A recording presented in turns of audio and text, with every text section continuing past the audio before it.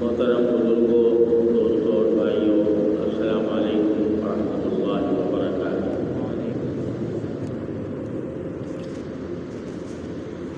اللہ کا جلالہ کا فضل و کرم ہے کہ اس نے ہمیں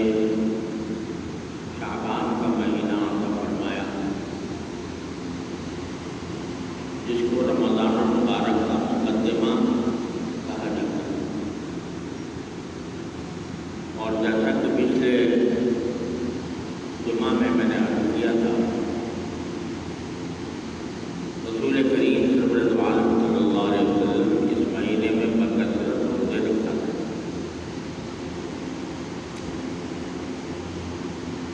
اور اس کی جو 15ویں شب ہے، تو انشاءاللہ آج مغرب کے بعد سے شروع ہونے والی ہے، اس کو اللہ جل جلالہ نے خصوصی برکت کی رات بنایا ہے۔ اور اس رات میں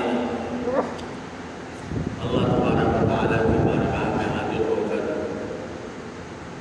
زیادہ سے زیادہ عبادت کرنا، یہ بہت موجب قدر و ثواب ہے۔ اس معاملے میں ہمارے معاشرے میں کچھ افراط و تفریط پائی جاتی ہے۔ کچھ حضرات کو ہے جو یہ کہتے ہیں کہ شب برات کی فضیلت کی کوئی حقیقت نہیں، اور مثلاً اگر آپ سعودی عرب جائیں تو زمانے میں، تو وہاں نہ صرف یہ کہ اس رات میں جاگنے کا یا اس رات میں خصوصی عبادت کرنے کا کوئی اہتمام نہیں ہوتا، بلکہ اس بات کی تردید کی جاتی ہے کہ شب برات کوئی ایسی رات نہیں ہے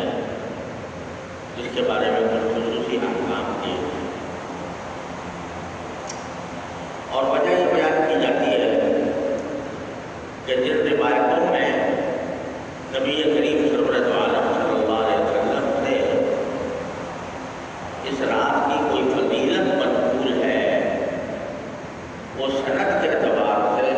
کمزور اور ضعیف ہوا ہے۔ تو ایک طرف تو یہ افراط ہے کہ اس کو بالکل کوئی اہمیت ہی نہیں دی جاتی، اور ان سے متاثر ہو کر بعض حضرات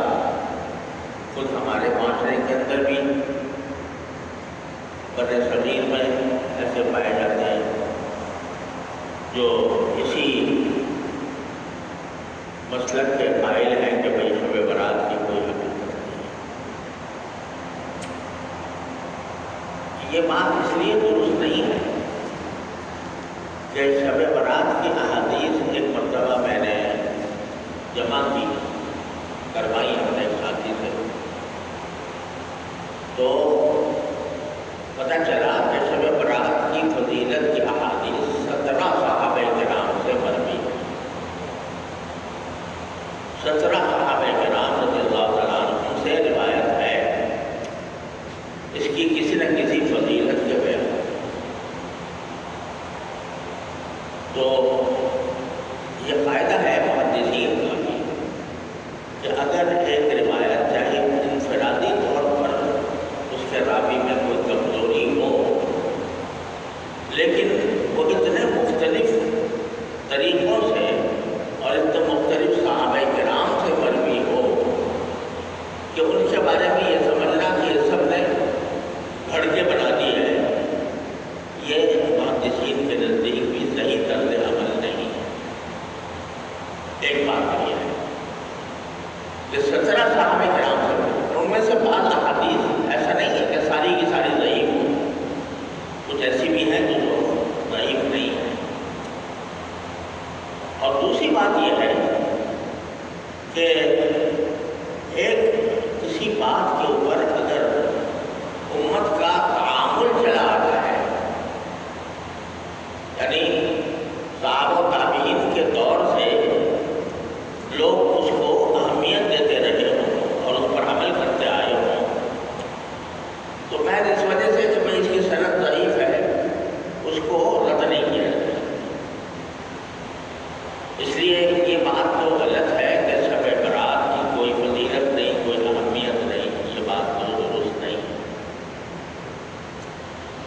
البتہ لوگوں نے اس کے اندر کچھ اپنی طرف سے چیزوں کا اضافہ کر دیا. حقیقت تو صرف اتنی تھی کہ اس رات میں کیونکہ اللہ تبارک و تعالیٰ کی خصوصی رحمتیں متوجہ ہوتی ہیں، لہٰذا بندہ ان میں اللہ تعالیٰ کی طرف زیادہ سے زیادہ رجوع کرے، نفلیں پڑھے، تلاوت کرے، ذکر کرے، تسبیحات کرے. تو یہ تو بات بالکل اپنی جگہ درست تھی، لیکن بعض لوگوں نے اس کو آگے بڑھا کر اس میں کچھ اعمال تجویز کر دی اپنی طرف سے، جو نہ قرآن میں، نہ حدیث میں، نہ صحابہ کرام کے عمل میں، نہ امت کے تعامل میں. ایسی چیزیں اپنی طرف سے بڑھا لی. مثلا ایک زمانے میں پہلے یہ ایک رواج ہو گیا تھا کہ اس رات میں خاص نماز پڑھی جاتی تھی. اس کا خاص طریقہ تھا، اس کی خاص رکعتیں تھیں، اور یہ کہا جاتا تھا کہ بھئی اس قسم کی نماز پڑھنی چاہیے شب برات کے اندر. کوئی خاص نماز اپنی طرف سے بنا کر شب برات کا اس کو لازمہ یا خاصہ قرار دے دیا گیا تھا. حالانکہ جیسا میں نے ابھی عرض کیا 17 احادیث ہیں شب برات کی فضیلت میں، ان میں سے کہیں بھی کسی بھی حدیث میں ہے کسی نماز کا کوئی خاص طریقہ تجویز نہیں کیا گیا کہ بھئی اس خاص طریقے سے نماز پڑھا جائے. تو یہ ایک بدعت پیدا ہوگی. بدعت کس کو کہتے ہیں؟ بدعت کی معنی یہ ہے کہ ایک چیز جو نہ قرآن نے حکم دیا، نہ رسول کریم صلی اللہ علیہ وسلم نے حکم دیا، نہ آپ نے اس پر عمل فرمایا، نہ صحابہ کرام نے اس پر عمل فرمایا، اور اس کو یہ سمجھے کہ یہ بھی ایک دین کا حصہ ہے، دین کا حصہ بنا کر اس کو دین میں شامل کر دیا. اس کا نام ہے بدعت. تو یہ جو خاص طرح کی نماز بنائی گئی یہ من گھڑت تھی، خود اپنی طرف سے بنا دی گئی تھی، اس کا کوئی ثبوت نہیں تھا. اور نماز بھی کہ جو نماز جو باعث اجر و فضیلت ہوتی ہے وہ ہے جو عام قاعدوں اصولوں کے مطابق کہ بھئی اس وقت 4 رکعتیں ہوتی ہیں تو 2 رکعتوں کے بعد بیچ میں بیٹھا جائے، پھر تیسری رکعت چوتھی رکعت بعد میں ادا کی جائے. رات کی نماز میں رسول کریم صلی اللہ علیہ وسلم سے جو زیادہ واضح طور پر بات منقول ہے وہ یہ کہ 2 رکعتیں پڑھی جائیں. کوئی 4 پڑھ لے تو کوئی حرج بھی نہیں ہے، ناجائز بھی نہیں ہے، لیکن سنت یہ ہے کہ 2 رکعتیں کر کے پڑھیں. اب اس نماز میں ایک لمبا سلسلہ قائم کر دیا گیا تھا اور اس میں خاص صورتیں متعین کر دی گئی تھی کہ بھئی فلاں رکعت میں یہ صورت پڑھو، فلاں رکعت میں یہ صورت پڑھو وغیرہ وغیرہ. تو یہ سب اپنی طرف سے دین میں اضافہ کر دیا گیا، اسی کا نام بدعت. تو ایک تو یہ بالکل لغو بات ہے اور اس کا کوئی ثبوت نہیں. الحمدللہ ہمارے معاشرے میں اس کا رواج نہیں رہا، لیکن ماضی میں فقہاء کرام نے اس کا ذکر کیا ہے اور اس کی تردید بھی کی ہے. اسی طرح بعض لوگوں نے اس رات کے اندر کوئی خاص کھانا پکانے کو بھی ایک لازمہ سمجھ لیا کہ حلوہ ضرور پکے گا شب برات. اگر حلوہ نہ پکا تو شب برات ہی نہ ہو. اب اس کا کوئی دور دور کہیں اس کا تصور نہیں ہے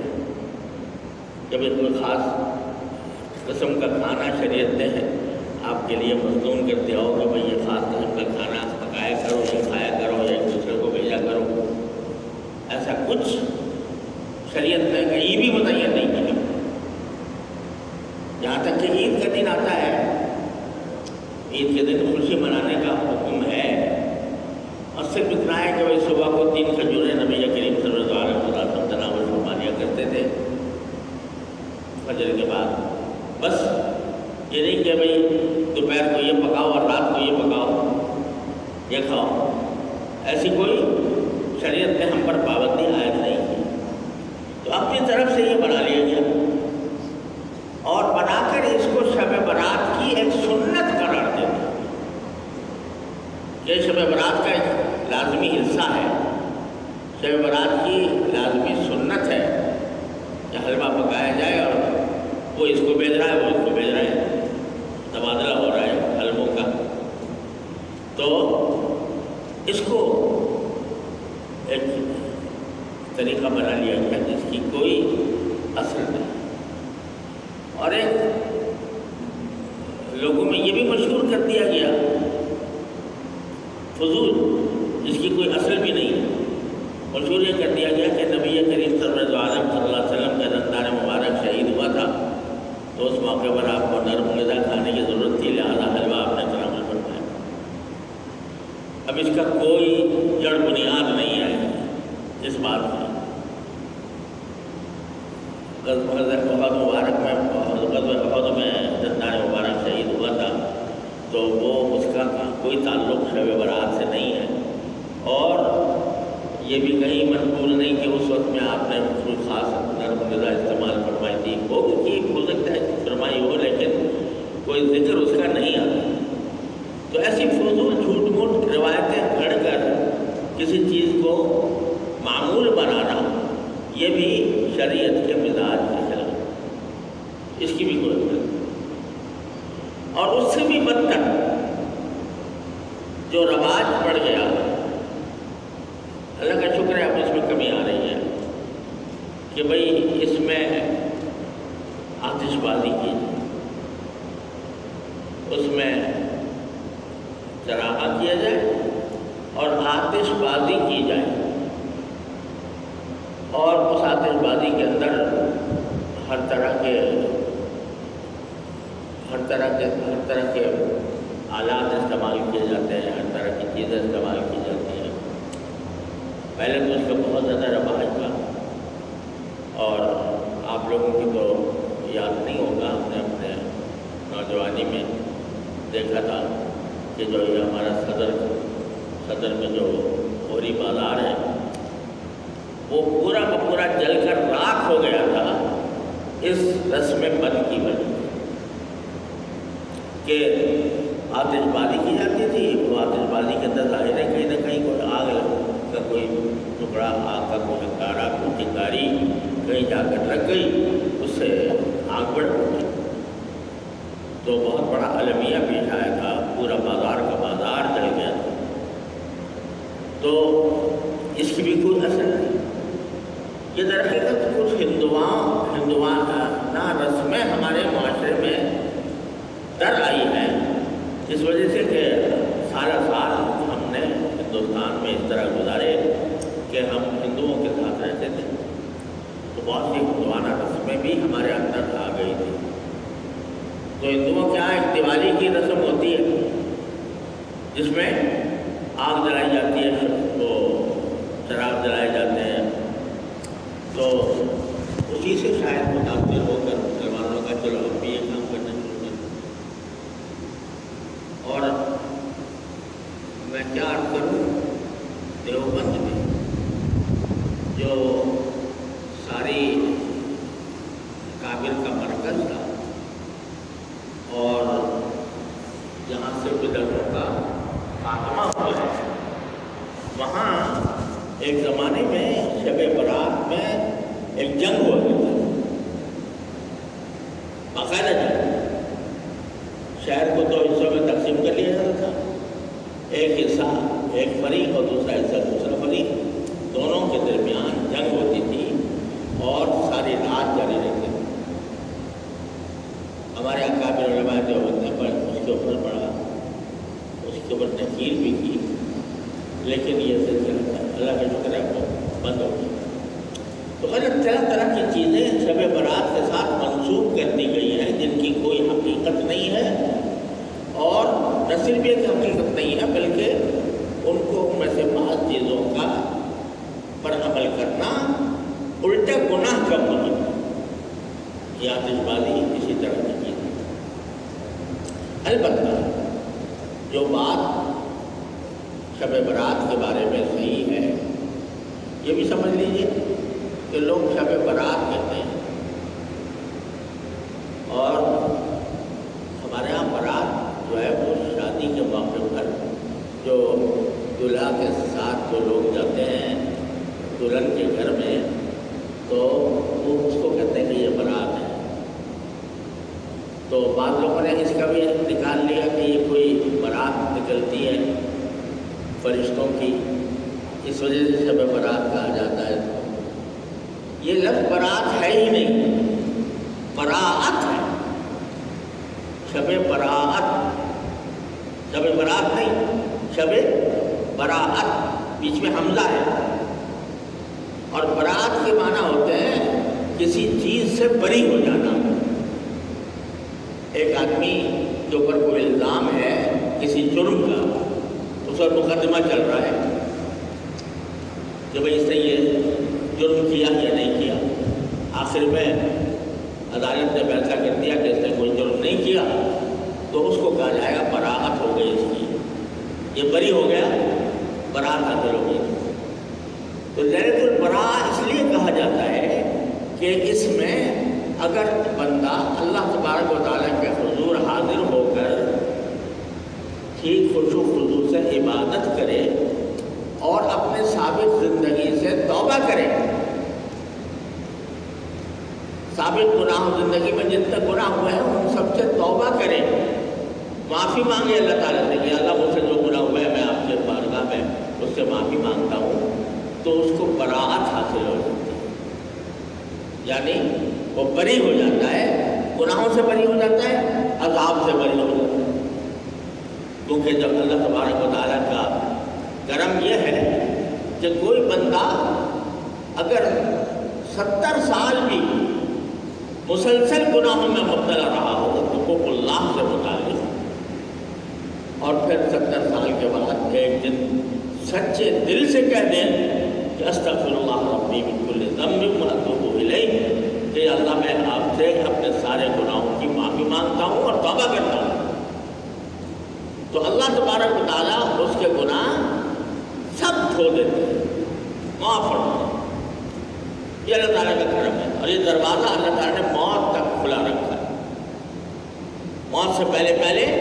آدمی جتنا بھی گناہ کیے ہوں، اگر اللہ تبارک و تعالیٰ کے بارگاہ میں حاضر ہو کر سچے دل سے توبہ کر لے تو معاف کر۔ تو ظاہر بات ہے کہ اگر کوئی مسلمان اس رات میں اللہ تبارک و تعالیٰ کی عبادت کر رہا ہے تو ظاہر ہے کہ وہ اللہ تعالیٰ سے اپنے گناہوں کی معافی بھی مانگے، اور جب معافی مانگے گا توبہ کرے گا اللہ تعالیٰ قبول فرما لیں گے، تو اللہ تعالیٰ قبول فرمائیں گے تو اس کو براعت حاصل ہو جائے گی، اس گناہ سے برابری ہو جائے گا، اس لیے اس کو شب براعت کہا جاتا ہے۔ لیکن اس کے گزارنے کا صحیح طریقہ جو ہے وہ یہ ہے کہ یہ راتیں ایسی ہوتی ہیں جن راتوں کے اندر اللہ تبارک و تعالیٰ نے فرمایا کہ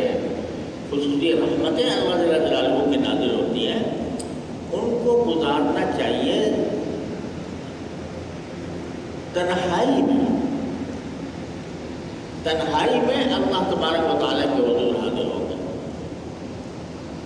اس میں اسی وجہ سے کوئی اگر اجتماعی عبادت کی جائے، جیسے باقاعدہ جماعت کی جائے، جماعت نفلی نماز کی جماعت کی جائے، تو وہ مکروہ ہے، وہ جائز نہیں ہے۔ اور اسی طریقے سے اس میں اگر کوئی ایسا عمل کیا جائے کہ جو اجتماعی نوعیت کا ہو، وہ پسندیدہ نہیں ہے۔ بہت سے لوگ اس رات کو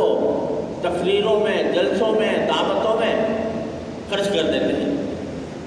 ارے اس کا تو ایک ایک لمحہ قیمتی ہے، یہ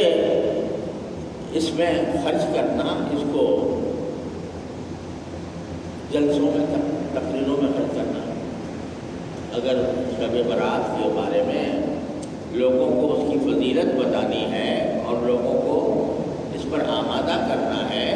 कि वो इस रात से फ़ायदा उठाएं, तो वो ना रात के आने से पहले मर जाए। जब रात आ गई तो उसका एक लम्हा कीमती है। अल्लाह तबारक व तआला ने उसकी बड़ी उसमें हकमत रखी है। लिहाजा ये रात तो ऐसी है कि बंदा हो और उसका अल्लाह, यानी तन्हाई में बंदा अपने परवरदिगार से राबता कायम करे, बंदा अपने परवरदिगार से ताल्लुक जोड़े। कितना ही गुनाहगार हो, कितना ही फासिक व फाजिर हो, कितने बड़े बड़े गुनाह उससे सरलग हो गए हों, लेकिन अल्लाह ताला ने अपने साथ राबता करने को, अपने साथ ताल्लुक जोड़ने को इतना आसान बना दिया है कि कितना ही इंसान गया गुजरा हो, गुनाहों में लथपथ हो, अल्लाह ताला कहते हैं आ जाओ इसी हालत में और मेरे सामने हाजिर होकर मुझसे माफी मांगो। एक मर्तबा तुम सच्चे दिल से कह दोगे कि अल्लाह मुझे माफ़ कर दे, मैंने अपनी ज़िंदगी बहुत गुनाहों में गुजारी है, कि अल्लाह मुझे अपनी रहमत से माफ़ फरमा दे, तो ये अल्लाह ताला फरमाते हैं एक लम्हे में तुम्हारे 70 साल के गुनाह माफ़ कर दूँगा, बशर्ते कि वो हुकूकुल्लाह से मुताल्लिक़ हो, हुकूकुल इबाद इस तरह माफ़। तो अल्लाह तबारक व तआला ने इस तरह दरवाज़ा खोला हुआ है। तो ये ना समझे कि भाई हम तो गुनाहगार हैं, खताकार हैं, हमसे बहुत से गुनाह हुए हैं, हम अल्लाह ताला की इबादत नहीं कर पाते, बेनमाजी है, फर्ज करो बेनमाजी है, वो समझे कि भाई मैं क्या चाहूँगा अल्लाह मियाँ से, मेरी क्या दुआ कबूल करेंगे अल्लाह ताला, मैं तो गुनाहगार हूँ, खताकार हूँ। अरे ऐसे गुनाहगार खताकार की जो अपने गुनाहों और खताओं पर नादिम भी हो, अल्लाह ताला तो बहुत जल्दी कबूल करते हैं उसकी, बहुत जल्दी कबूल करते हैं। ये मेरा बंदा भटक कर मेरे पास आ गया तो मैं इसको अपनी गोद में ले लूँ। अल्लाह तबारक व तआला का ये सुन्नत है। लिहाजा कोई बंदा भी ये ना समझे कि मैं सारी ज़िंदगी गुनाहों में गुजरी है, चंद लम्हात में शब बरात के अंदर अल्लाह ताला की तरफ रुजू करके गुजार लूँगा तो कौन सा तीर मार लूँगा और उससे किस तरह मेरे सारी ज़िंदगी के दरिंदर दूर हो जाएंगे। ये सब शैतान का धोखा है। अरे चंद लम्हों के लिए चाहे हाजिर हो जाओ, लेकिन अल्लाह तबारक व तआला से अपना राबता कायम कर लो, नफले पढ़कर कर लो, तिलावत करके कर लो, जिक्र करके कर लो। तीसरा कलिमा सुब्हानल्लाह वल्हम्दुलिल्लाह वला इलाहा इल्लल्लाह वल्लाहु अकबर वला हौला वला कुव्वता इल्ला बिल्लाहिल अलिय्यिल अज़ीम। यह कलिमा ऐसा है कि इसके बारे में हदीस में आता है कि ये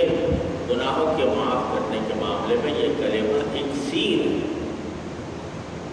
लिहाजा इसमें करना क्या है, जितना हो सके नफली नमाज अल्लाह ताला की बारगाह, नफली नमाज में कोई सूरत मुतय्यन नहीं है, कोई ख़ास तरीक़ा मुतय्यन नहीं है, जैसे आम नमाज़ें पढ़ते हैं उस तरह पढ़े। अलबत्ता अगर किसी को लंबी सूरतें याद हों तो अफजल ये है कि लंबी सूरतें पढ़ें और लंबी सूरतें पढ़कर लंबे रुकू करें, लंबे सजदे करें। और नफली नमाजों में जो रुकू में और सजदे में दोनों में मसनून दुआएं करना भी जायज़ है। सुभान रब्बिल अज़ीम, सुभान रब्बिल आला कहते ही है, उसके साथ कोई दुआ जो है रब्बना आतिना फिद दुनिया हसनतन नहीं, यही मांग लो, ये जामे दुआ है तो ये भी अच्छा ही दीजिए, मुझे आखिरत में भी दीजिए, अपने ना आगा बनना। तो वो सजदे में पढ़ के रुकू में कह लो, जो दुआएं याद हों, कुरान की दुआएं या नबी करीम सल्लल्लाहु अलैहि वसल्लम से जो मासूर दुआएं हैं,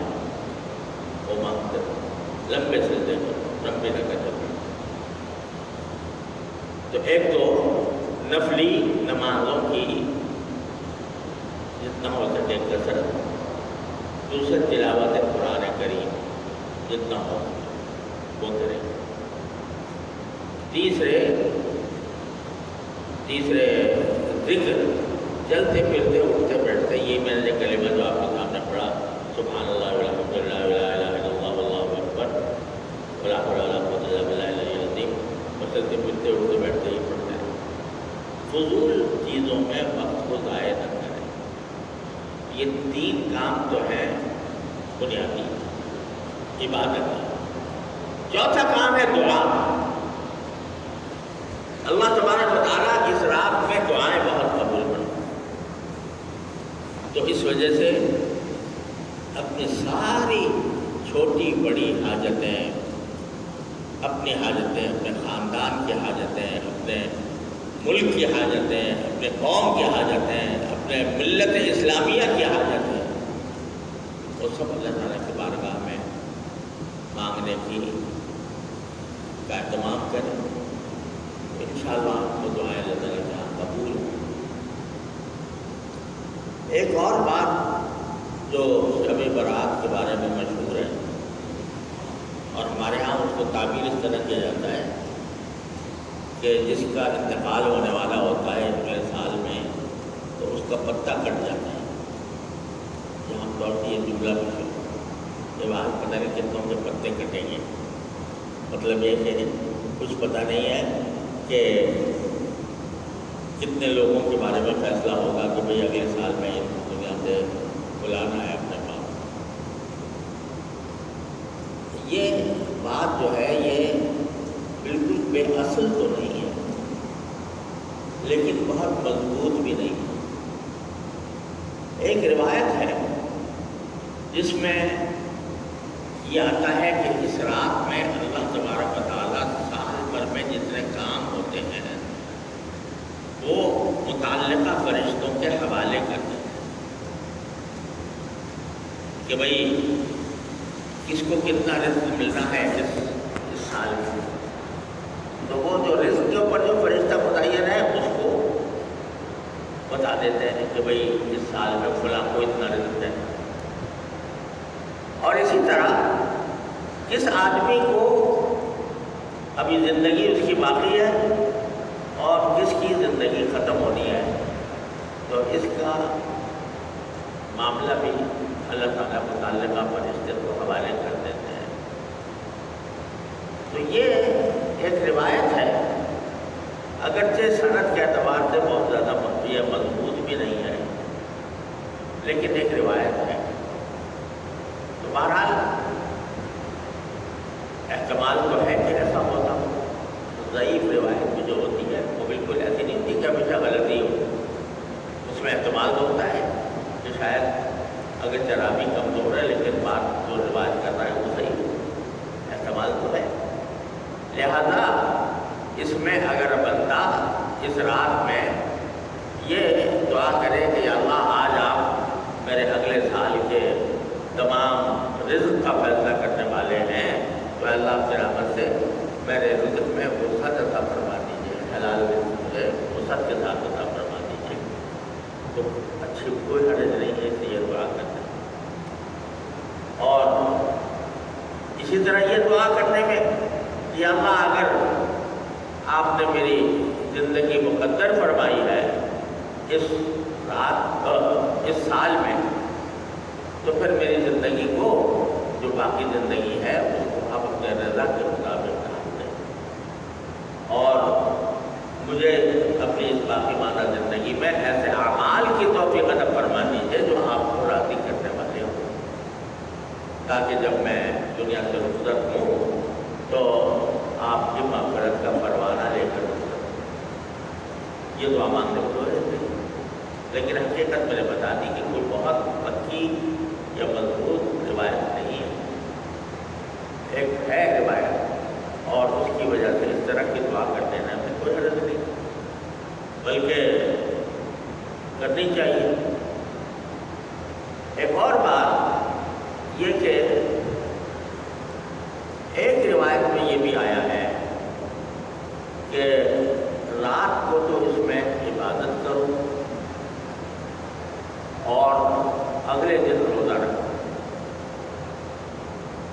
مگر یہ روایت انتہا درجے کی ضعیف ہے، تقریباً موجود ہے۔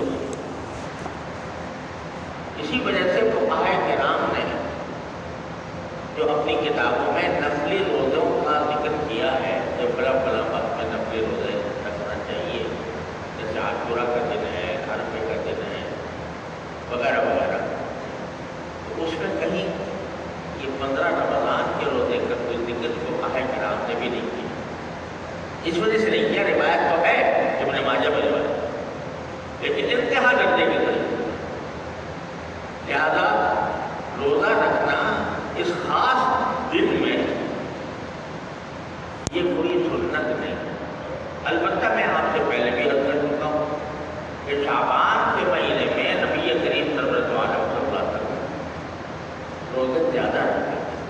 عام دنوں کا، عام مہینوں کا مقابلے، تو اب شعبان کے کسی بھی دن بھی آپ روزہ رکھ لیں تو وہ رسول کریم صلی اللہ علیہ وسلم کی اس سنت کے مطابق ہو، اور خاص طور پر ہر مہینے کی جو 13، 14، 15 جو تاریخ ہوتی ہے جس کو ایام بیض کہا جاتا ہے، اس کے روزے بھی نبی کریم صلی اللہ علیہ وسلم کی سنت ہے۔ آپ اکثر ایام بیض کے روز رکھا کرتے، 13 ہر مہینے کی 13 تاریخ، 14 تاریخ اور 15 تاریخ ان کو روزہ رکھتے، اسی 15 شعبان بھی رکھتی ہے۔ تو اگر کوئی آدمی ہاتھ ملا کر 13، 14، 15 رکھے تو انشاءاللہ بڑی بڑے اجر و ثواب ملتا ہے۔ تو یا ویسے ہی روزہ رکھے اس لحاظ سے کہ بھائی شعبان کا ہر روزہ باعث ثواب ہے تو میں روزہ رکھتا ہوں، تو بڑی اچھی بات ہے، کوئی حرج نہیں۔ لیکن یہ نہ سمجھنا چاہیے کہ خاص 15 تاریخ کو دوسرے شعبان کے دنوں سے زیادہ فضیلت ہے اس میں روزہ رکھنے کی، اس اعتقاد کے ساتھ نہیں۔ ویسے تو روزہ ایک بڑی اچھی بڑا اچھا عمل ہے، اللہ تعالیٰ کے بہت معقول ہے، بس صرف ذرا سا زاویہ نظر کا فرق ہوتا ہے۔ تو اگر اس زاویے سے کریں کہ بھائی شعبان کا روزہ ہے، شعبان کا روزہ پورا کہتے ہیں اللہ سے میں اس لیے روزہ رکھ رہا ہوں، تو بات اچھی بات ہے۔ کوئی اس لیے سے کرے کہ ایام بیض کے روزے ہیں تو 3 میں رکھ لوں، 3 نہ صحیح تو 1 ہی رکھ لوں، تو وہ بھی کوئی حرج نہیں، بلکہ اچھا ہے۔ لیکن اس نیت سے نہ رکھے کہ 15 شعبان کو خاص طور پر